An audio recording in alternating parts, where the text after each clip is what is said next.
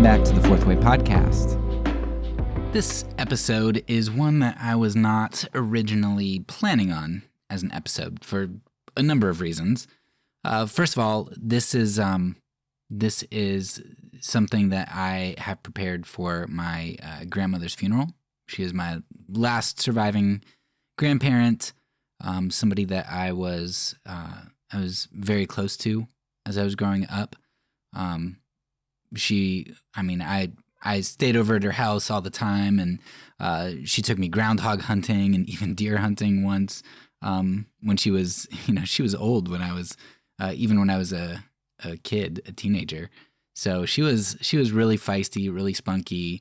A great follower of Jesus, just an awesome person. And so she just not suddenly, I guess. I mean, she was 94 and not in great health, but she ended up passing away. It all kind of came about pretty quickly, as it can when people are older.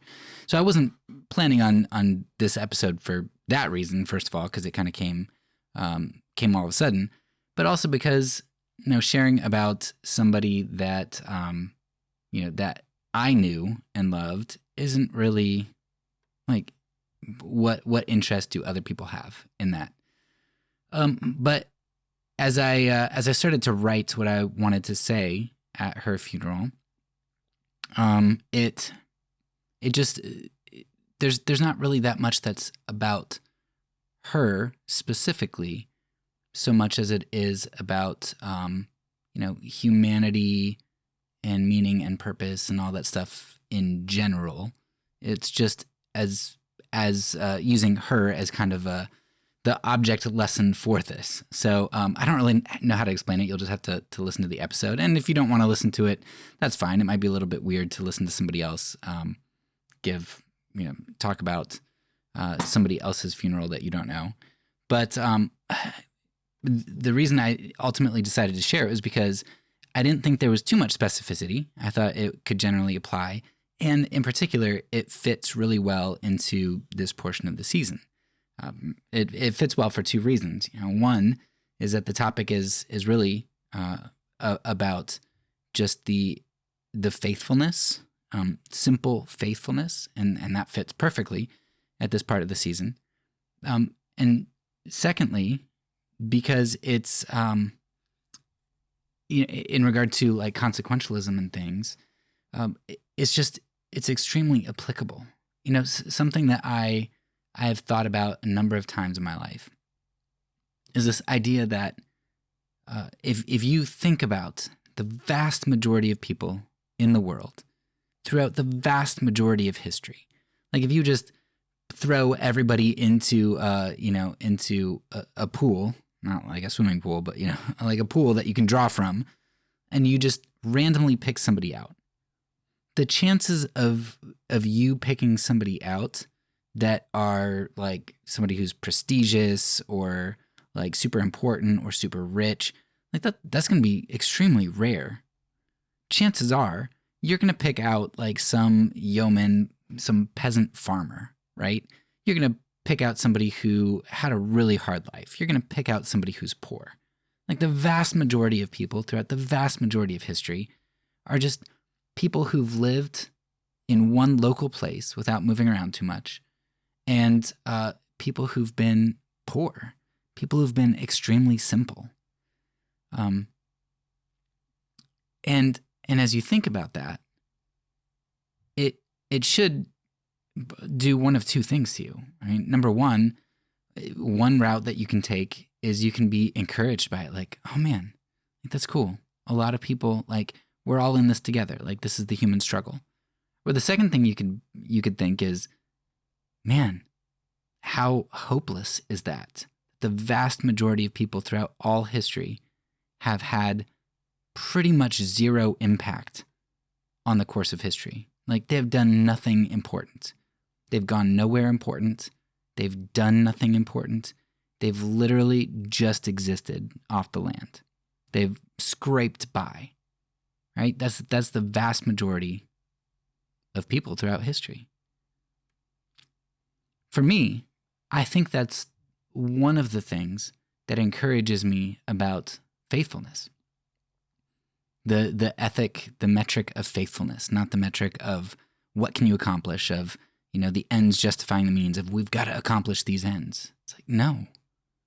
If you have to accomplish ends for God, if that's what it means to be good, then 99.9% of people throughout all history are damned or condemned in some way because they suck, right? They didn't do anything. But if faithfulness is the measure, man, every single person could accomplish that. And it reminds me of there's a great quote by Kierkegaard. I mean, purity of heart is to will one thing. I've said it a million times, but man, you got to read that or go back and listen to. I went through each of the chapters as well, but like you've got to go through that. It's just absolutely fantastic and beautiful in this regard. But listen to what Kierkegaard says here. Quote, "In eternity, you as an individual will only be asked about your faith and about your faithfulness. There will be absolutely no asking about whether you were entrusted with much or little, whether you were given many talents of silver to work with, or whether you were given 100-pound weight to carry. But you will be asked only about your faith and about your faithfulness." End quote. Man, that's so true.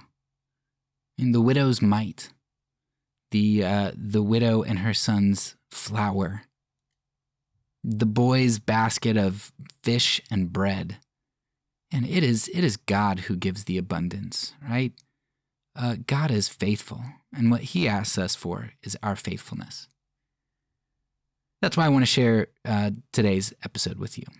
It fits with the theme of, so much of what I've tried to highlight.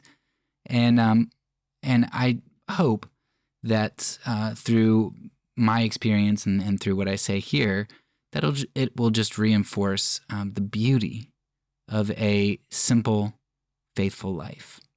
And hopefully it's something that can be said at my funeral and something that can be said at your funeral. So here it is, my speech, whatever, for the funeral of my grandmother. Futility. That's how the author of Ecclesiastes describes our existence. All is futility. Death is the ever-present reminder of this terrible truth. It's a reminder we are all constantly trying to avoid. The conclusion that all our work and pleasures are fleeting and futile. But whether one lives to the age of 4 or 94, death declares that our endeavors will all end the same. Like a vapor, they will vanish. When I became a parent, part of me felt like I was winning in the battle against futility. I had a piece of me who would carry on long after I was gone. Someone who would remember me and tell my stories. But as I looked around, I realized that even this was futile. I saw Nancy Jane Kreider in her waning years, my last surviving grandparent, someone whose stories I continued to tell, and I realized that her life would fade with me and my cousins. After we who knew her were gone, she would be no more in time or in memory. So I gave to Nancy Jane the only seeming hope one can have against futility. I gave her a new name. We named our youngest daughter Gemma Jane, so that Grandma's legacy might be carried on, that her memory might not be completely forgotten, that her works might not have been in vain. Such is the power of a name, the power of immortality, the power to transcend time, even after our deaths. With this power of a name, rulers carve them into monuments, businessmen and women emblazon their names on company logos, and revolutionaries seek to join the valiant few proclaimed throughout the annals of history. Names are our only hope to immortalize our work, for our lives not to be forgotten, for our lives not to end in futility. Percy Bysshe Shelley wrote a beautiful poem about this very thing, about the most powerful in the world seeking to preserve the meaning of their lives. Listen to what Shelley writes in his great poem, Ozymandias. I met a traveler from an antique land who said, "Two vast and trunkless legs of stone stand in the desert.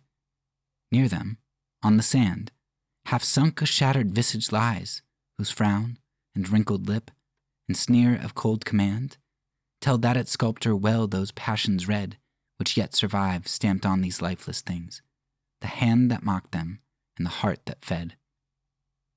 And on the pedestal appear these words, My name is Ozymandias, King of Kings. Look on my works, ye mighty, and despair." Nothing beside remains. Round the decay of that colossal wreck, boundless and bare, the lone and level sands stretch far away. Ozymandias, the self-proclaimed King of Kings, extended his legacy by having those he enslaved carve his name into a block of stone. But thousands of years later, we see that this was futility. All the monument but the pedestal had turned to sand, for even empires and stones eventually dissolve into dust.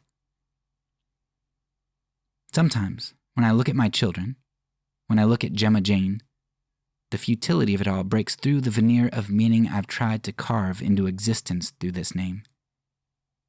One day, in the not-too-distant future, hopefully long after I'm dead, Gemma's name will cease to be uttered as well, and with her, all traces of Nancy Jane and all her works will then be remembered and spoken of no more.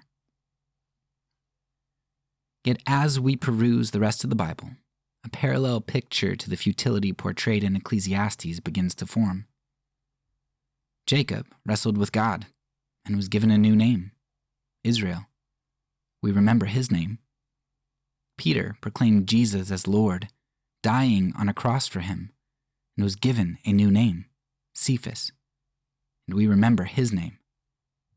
Jesus humbled himself unto poverty, suffering, and death, and we remember his name. The name of Jesus is carved into the hearts and souls of billions throughout history, a name that will never fade away. God knows the difficulty of faith, the difficulty in believing that the futility of our existence can be overcome by humble service and sacrifice, by faithfulness. Who could believe such a thing? Who could believe that humility gives us a better chance at meaning than power or prestige? God knows that such a thing is hard to believe, which is part of the reason he gave us the example of Jesus' life, a life seemingly more futile than any other, filled with difficulty and defeat, a life of suffering and want, ending in what appeared to be a pointless death. But this futile life ended up being a life vindicated by God in resurrection, resulting in the issuance of a new name, one who sits down at the right hand of God, King of Kings. While the author of Ecclesiastes was right about the futility of our lives, he fortunately did not have the final word on the matter. For those who choose to follow the true King of Kings, rather than set themselves up as kings, they will be given a new name as well, a name that endures, a name which cannot be weathered or faded by the forces of time or space, a name which will resound throughout all eternity. I know that when Nancy Jane stood before her Lord on November 21st, 2025, she was given a new name. I don't yet know that name in full, but I know it in part. Good, faithful, servant. While I know that Nancy Jane's name won't be remembered 10,000 years from now, not even 100 years from now, her new name will last forever.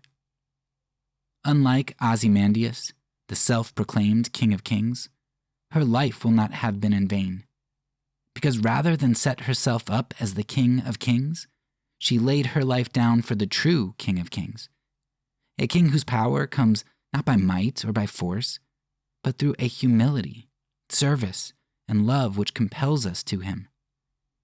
If God can use the life of a meaningless, poor Palestinian crushed by empire to transform billions of lives, then there is hope for us as well. We know that our lives are futile, So our hope must be that they might somehow be redeemed from this futility. And this hope takes faith, but not an unfounded faith. It is a faith that is the product, the substance of our hope, founded on a real-world example.